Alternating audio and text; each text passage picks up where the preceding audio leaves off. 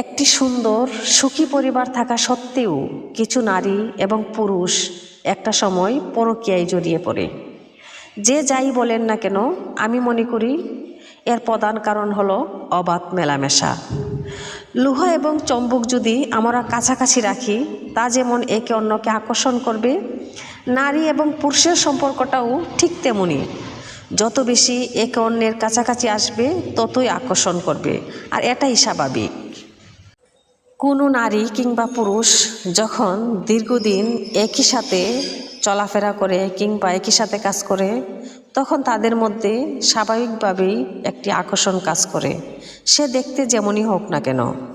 বিশেষ করে নাটক সিনেমার জগতে এই বিষয়গুলো বেশি লক্ষ্য করা যায়, যেখানে কিনা একজন পরপুরুষ পরনারীকে এমনভাবে জড়িয়ে ধরে অভিনয় করে, যা একটা সময় পরকীয়া রূপ নিতে বাধ্য হয়।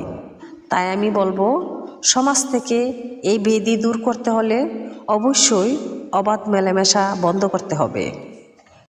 কে কে আমার সাথে একমত আছেন কমেন্ট করে জানাবেন। আর আমার কথাগুলো যদি ভালো লেগে থাকে, প্লিজ লাইক, কমেন্ট, শেয়ার দিয়ে পাশে থাকবেন।